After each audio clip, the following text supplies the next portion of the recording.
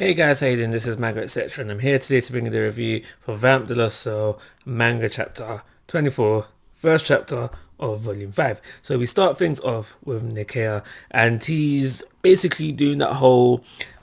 Usually in shonen mangas, when the main character faces a defeat, they go through that phase where they're like brooding over it, saying, oh my gosh, I need to get stronger, blah blah blah blah, that kind of thing. That's exactly what Nikea is doing in the first couple of pages within this chapter. After that, we find that a week has passed since chapter 23, and we find out a week has passed, and we find out throughout this week Nikea has been trying to escape captivity, because right now he's currently under captivity. His sister won't let him go nowhere. She's being very protective, and that's Nikea's life right now. So we find that out via this butler character, and I am going to talk about the butler character a bit more later on. But he's there. We found out that it's been a week.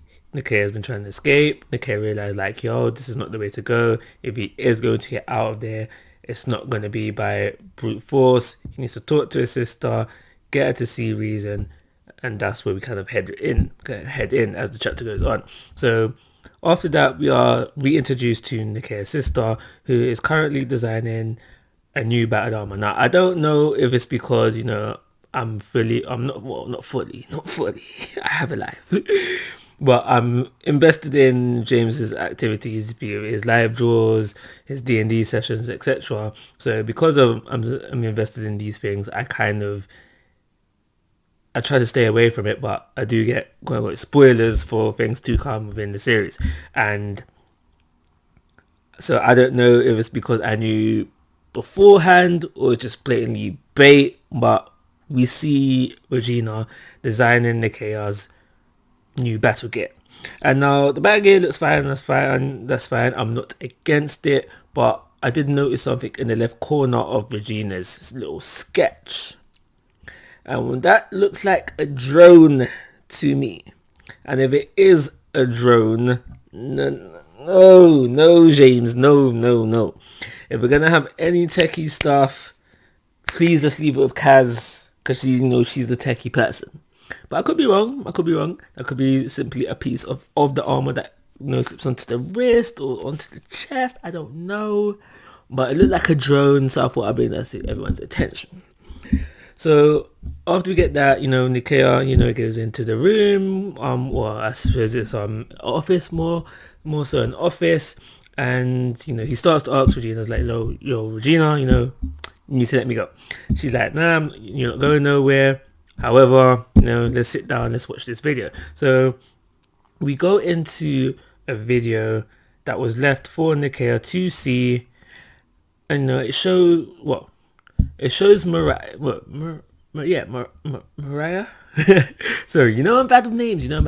It shows Nikea's birth mum, and basically this part of the chapter is just making us know kind of the relation. Well,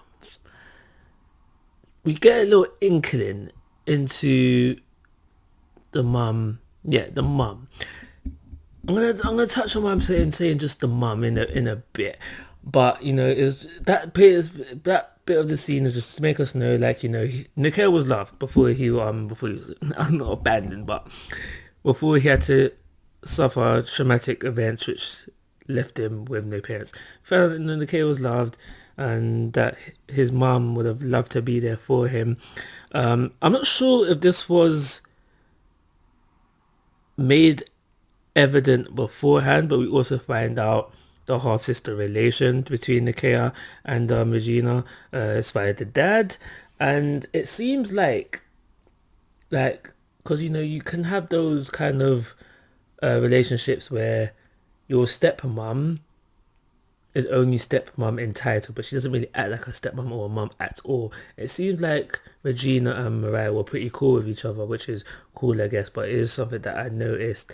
I'm pretty sure that Mariah was the kind of stepmom that sees her stepchildren as her own. Like, she didn't differentiate, if that's the word I'm looking for, between the two.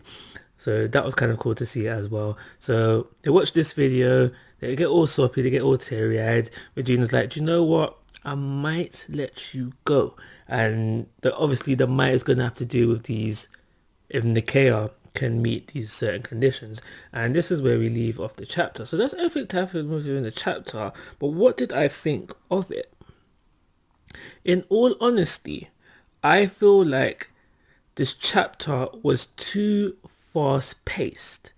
I personally would have the events of this chapter split out into two chapters, and I'll explain the split in a second. But the reason why I feel like that is because I'll go by the saying, seeing is believing. And now, yes, and seeing is believing, and I feel like everything that we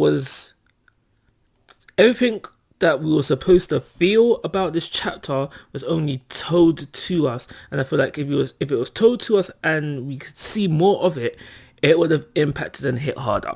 And now I'm going to split where I feel like where we should have got two chapters, and I'll explain why. So number one, this chapter should have been all about Nikea brooding over the defeat, over how worthless he felt via the last arc within this chapter, mixed in with seeing at least one escape attempt.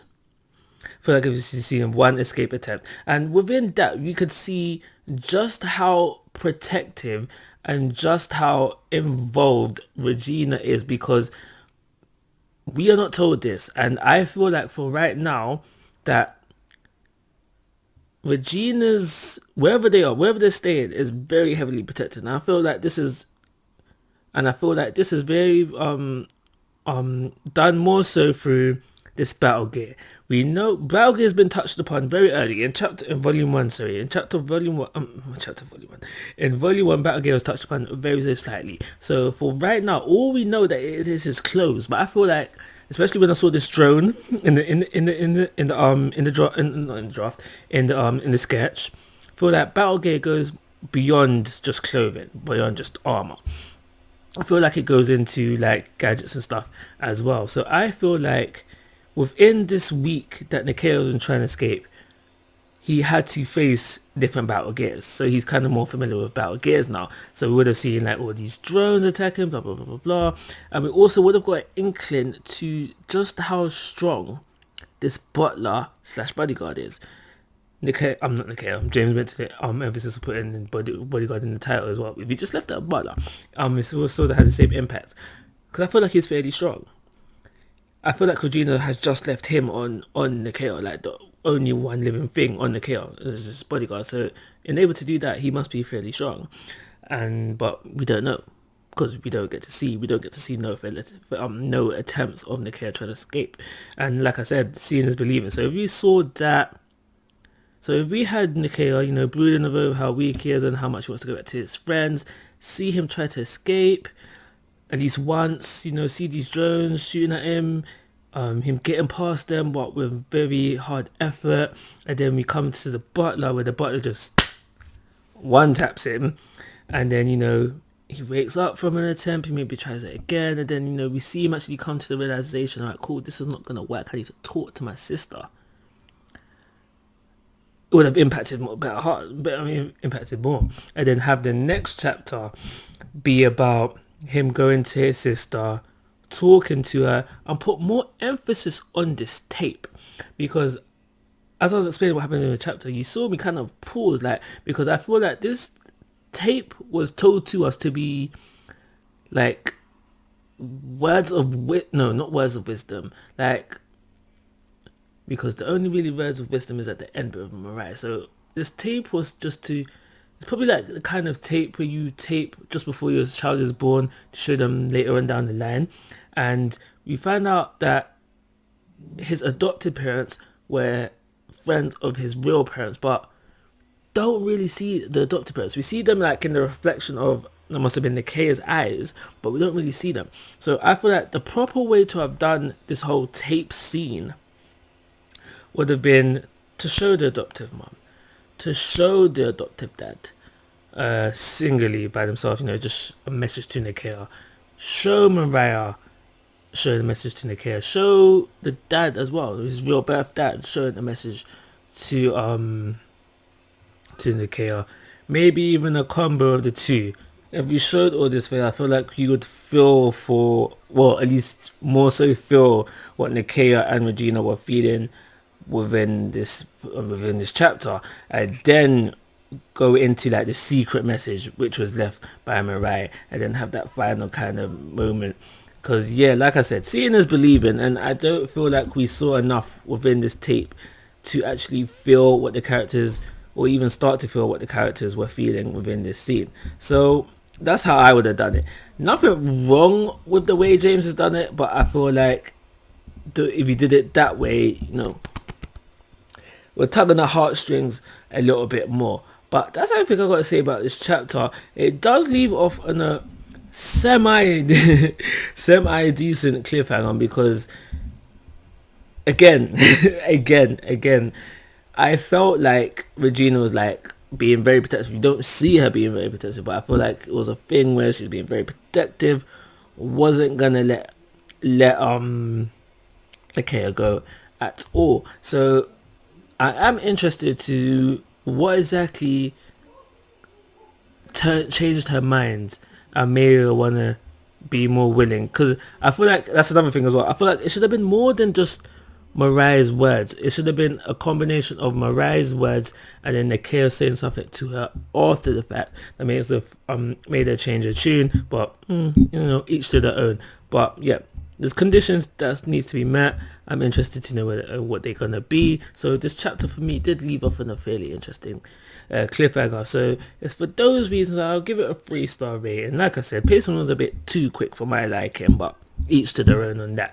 So like always guys, I'm asking for your thoughts and opinions. If you haven't already, please go to my YouTube channel, but most importantly, take care, have a nice day.